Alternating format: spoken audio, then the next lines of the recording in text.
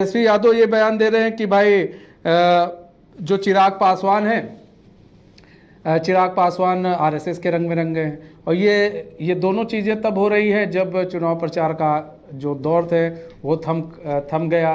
उसके बाद एयरपोर्ट पे इस तरह की बयानबाजी हुई। अविनाश जुड़ चुके हैं हमारे साथ पूरी जानकारी के साथ। अविनाश, एक तरफ देखिए चिराग पासवान अयोध्या जा रहे हैं, अयोध्या जाकर रामलला के दर्शन करेंगे। वहीं अब सनातन को लेकर चिराग पासवान ने घेरा तेजस्वी यादव को कि भाई सनातन विरोधी हैं। वहीं अब तेजस्वी यादव का भी जवाब आ गया है कि ये तो आरएसएस के रंग में रंगे हुए हैं। अविनाश जी बिल्कुल, देखिए तेजस्वी यादव का बयान फिर से चिराग पासवान को लेकर उन्होंने कहा कि अब जिस तरीके का वो बयान देते हैं वो इसे साबित होता है क्योंकि अब बीजेपी में चले गए। हालांकि तेजस्वी यादव लगातार ये कहते रहते हैं कि उनका बंगला भी छिना गया है, फिर भी जिस दल में गए हैं तो आरएसएस और बीजेपी का रंग उन पर चढ़ गया है और उन्हीं बीजेपी और आरएसएस का वो रंग बोलता है और चिराग पासवान नहीं बोलते हैं। तेजस्वी यादव ने यह भी कहा है कि चिराग पासवान को भी पता है कि वह बुरी तरीके से हार रहे हैं और वैशाली को लेकर लगातार तेजस्वी यादव का यह दावा चिराग पासवान को लेकर रहा है। ये भी कहते हैं कि भले ही उम्र में हमसे बड़े हैं लेकिन चिराग पासवान की जो हालात है वो उससे पहले उन्होंने हार की बधाई जो है चिराग पासवान को दिया है। लेकिन अब वो ये कह रहे हैं कि चिराग पासवान जो है वो इस तरीके का बयान इसलिए देते हैं क्योंकि जिस दल में गए उनका रंग जो है उन पर चढ़ गया है। आरएसएस के रंग में रंगे। अब ऐसे में बार बार आरएसएस को घेरना क्या जो तेजस्वी यादव है राहुल गांधी के नक्शे कदम पर चल रहे हैं क्या कि बार बार आरएसएस को भी घेरा जा रहा है? बिल्कुल, देखिए और तेजस्वी यादव राहुल गांधी क्योंकि इंडिया गठबंधन के पार्ट में हैं और जिस तरीके से राहुल गांधी भी जब बिहार आए थे वो तो उस समय भी वो बीजेपी के सभी नेताओं पर उन्होंने मन से काफी हुंकार भरी थी और नफरत फैलाने को लेकर बीजेपी पर आरोप लगाया था। और देखिए क्योंकि राहुल गांधी कांग्रेस पार्टी के बड़े नेता हैं, कांग्रेस पार्टी के बड़े चेहरा हैं और जिस तरीके से जब राहुल गांधी के साथ तेजस्वी यादव खुद मंच साझा करते हैं और राहुल गांधी ये कहते हैं कि तेजस्वी यादव मजबूत कैंपेनर हैं और जिस तरीके से अब उन्हीं के तरीके से जो है अब तेजस्वी यादव भी बयान दे रहे हैं। और जिस तरीके से बताएं आज प्रधानमंत्री को लेकर भी तेजस्वी यादव ने कहा कि प्रधानमंत्री जो तीन जो सबसे बड़ी मुद्दा है वही तीनों मुद्दा जो है प्रधानमंत्री के महबूबा बनी हुई और यही कारण है कि प्रधानमंत्री नरेंद्र मोदी हार रहे हैं। बेरोजगारी, गरीबी और महंगाई, ये तीन मुद्दा को लेकर तेजस्वी यादव ने आज भी प्रधानमंत्री पर कहीं ना कहीं बड़ी कटाक्ष किया। और जिस तरीके से आपको बता दें तेजस्वी यादव को जरूर ये कहा जा सकता है कि जिस तरीके से जितने भी वो जनसभाएं उन्होंने किया है फलाफल जो भी निकले वो 4 तारीख को स्पष्ट हो जाएगा।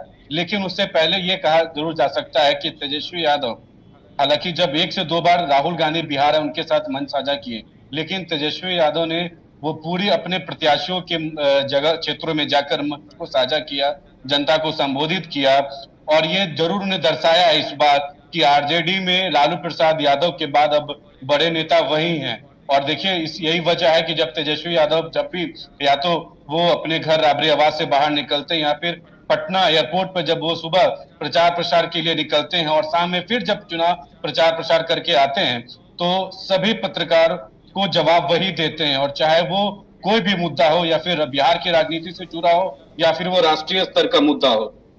इंडिया गठबंधन और महागठबंधन के तरफ से अगर सबसे ज्यादा कोई जवाब देता है तो वो तेजस्वी यादव है इन दिनों बिहार की राजनीति में और इसलिए यही वजह है कि तेजस्वी यादव लगातार बीजेपी के नेताओं और चिराग पासवान पर हमलावर रहते हैं। ठीक है, बहुत बहुत धन्यवाद अविनाश हमारे साथ जुड़ने के लिए और तमाम जानकारी साझा करने के लिए। तो हम बात कर रहे थे कि तेजस्वी और चिराग के बीच में बड़ी खींचतान चल रही है। वहीं अब हम बात कर लेते हैं चुनाव को लेकर कि आज चुनावी प्रचार का जो शोर है वो थम गया है। ऐसे में बिहार के अंदर 8 लोकसभा सीटों पर चुनाव होना है और 8 लोकसभा सीटों पर इस वक्त देखिए जो सबसे हॉट सीट बनी हुई है वो सबसे हॉट सीट है। कहा जा रहा है पाटलिपुत्र की जो सीट है वो काफ़ी हॉट सीट है। पटना साहिब काफ़ी हॉट सीट में मानी जा रही है क्योंकि रविशंकर प्रसाद, मीसा भारती दोनों का अस्तित्व दांव पे लगा हुआ है। ऐसे कई जो सीटें हैं वो हॉट सीटों में कही जा रही है। लेकिन बात यहाँ पर समझना होगा कि जितनी भी सीटें हैं उस पर कड़ी टक्कर और कड़ा मुकाबला जो है वो देखने को मिल रहा है। तो चुनावी शोर थम गया है और अंतिम चरण का ये जो चुनावी शोर था वो थम गया है। और लोकसभा जो कि कहा जाता है एक महापर्व, चुनाव का महापर्व है, उसका अब ये आखिरी दौर, ये आखिरी फेज़ जो है वो चल रहा है। 1 जून को चुनाव होना है पूरे देश के अंदर 7वें चरण का, यानी कि आखिरी चरण का। बिहार में भी आखिरी चरण का चुनाव है। 8 लोकसभा सीटों पर यह चुनाव होगा। तो 8 लोकसभा सीटों पर बिहार में चुनाव होना है।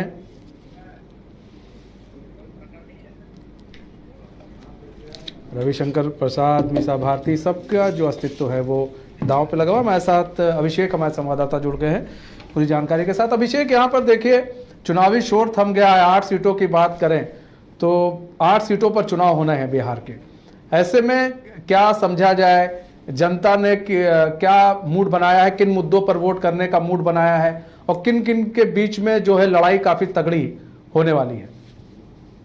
देखिए मनीष, सबसे पहली बात है कि लड़ाई तो कई सीटों पर तगड़ी है, लेकिन जो मौसम का जो मिजाज है ना वो काफी डराने वाला है। और इस बार जो 1 जून को जो मतदान होना है, यानी जो परसों जो मतदान होना है, जो मौसम का जो हाल है और जो मौसम विभाग की जो अलर्ट है उसको देख करके लग रहा है कि शायद इस बार फिर से एक बार जो वोटर है वो कितना निकल पाएंगे, इस काफी शंका की स्थिति बनी हुई है। और चुनाव प्रचार आज समाप्त हो गया है पहले चरण का, और 8 सीट जो काफी महत्वपूर्ण सीट है, जैसे पटना के 2 सीट है, पटना साहिब और पाटलिपुत्रा। नालंदा, जहां मुख्यमंत्री का गृह जिला है नालंदा, वो इंपॉर्टेंट सीट है। आरा है। उसके अलावा आपको करें की बात काराकाट है, जहां से पवन सिंह निर्दलीय जो उम्मीदवारी करके टाल ठोक करके काफी परेशानी बढ़ा दिया है। उसके बाद बक्सर सीट है और सासाराम है। ये 8 सीट है। इस 8 सीटों पर चुनाव होने हैं। लेकिन जो मौसम का मिजाज है उसको देख करके साफ तौर से लग रहा है, क्योंकि 47 डिग्री और 48 डिग्री तक टेम्परेचर जा रहा है और दिन में स्थितियां ये है कि हीटवेव इतना हो रहा है मनीष कि लोग घर से बाहर नहीं निकल रहे हैं। तो इस स्थिति में वोटर बाहर निकल करके पहले वोट करे, इसको लेकर के क्या कुछ कवायद चुनाव आयोग फिर से करती है या क्या कुछ तैयारियां करती है, इसको देखना बहुत जरूरी होगा। अब बात हम करें चुनाव प्रचार अभियान की। चुनाव प्रचार अभियान बिल्कुल समाप्त हो गया है और इस बार रिकॉर्ड तोड़ प्रचार सबसे ज्यादा तेजस्वी यादव ने 251 सभा, यानी कि आज तेजस्वी यादव ने खुद से कहा कि उनका आज 251 सभा पूरा कंप्लीट हुआ है। और लगातार जो प्रधानमंत्री नरेंद्र मोदी है वो भी 16 सभा करके सबसे बड़े नेता के तौर पर उनका सबसे ज्यादा सभा देखा जा रहा है। अमित शाह ने 9 सभाएं की, राजनाथ सिंह ने करीब 11 और 12 सभाएं की है, योगी आदित्यनाथ ने भी 8 सभाएं लगभग की है और जेपी नड्डा ने भी 11-12 सभाएं की है।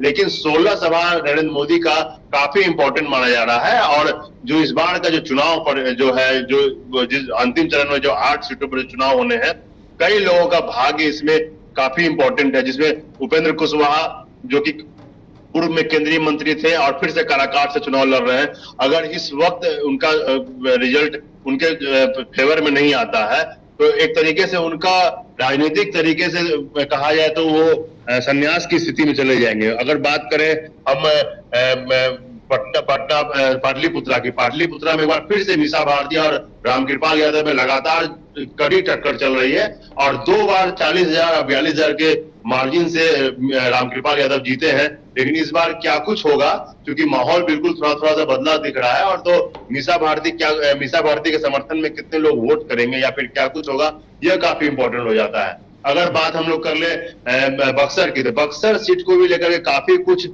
तनाव की स्थिति है। वहां पर अश्विनी चौबे जो वहां के मंत्री थे, वहां के सांसद थे, उनका टिकट काट करके मिथिलेश तिवारी को टिकट दिया गया। मिथिलेश तिवारी गोपालगंज के रहने वाले हैं, तो गोपालगंज से वो बक्सर जा रहे हैं चुनाव लड़ने के लिए। और जो सुधाकर सिंह जो आरजेडी के उम्मीदवार है, उनके पिता जगदानंद सिंह प्रदेश अध्यक्ष है आरजेडी में और वो वहां से सांसद रह चुके हैं और 2 बार सांसद का चुनाव उसके अलावा भी लड़े हैं और मंत्री रह चुके। सुधाकर सिंह वहां के स्थानीय है। तो बक्सर में जो स्थानीय बनाम बाहरी का जो लड़ाई हो रहा है, दूसरा अश्विनी चौबे का जो नाराजगी है वो भी अपने जगह पर है। हालांकि उसको बहुत पाटने की कोशिश की गई है बीजेपी की तरफ से। गया की सभा में नरेंद्र मोदी ने बुला करके मंच पर उनको बगल में बैठा करके बातचीत की थी और कई तरह से कोशिश किया गया था कि उनको नाराजगी दूर की जाए। लेकिन जो बक्सर का सीट है वो भी काफी इंपॉर्टेंट है। और उसी तरह से जहानाबाद की अगर बात कर ले, जहानाबाद की स्थिति मनीष यह है कि जदयू के तमाम जो मंत्री हैं सभी वहां पिछले 7 दिनों से कैंप किए हुए हैं और लगातार वहां पर ललन सिंह कैंप किए हुए हैं। और वहां पर जो भूमियार समाज जो कहा जा रहा है कि जदयू से नाराज है, बीजेपी से नाराज है, उसको मनाने में लगे हैं।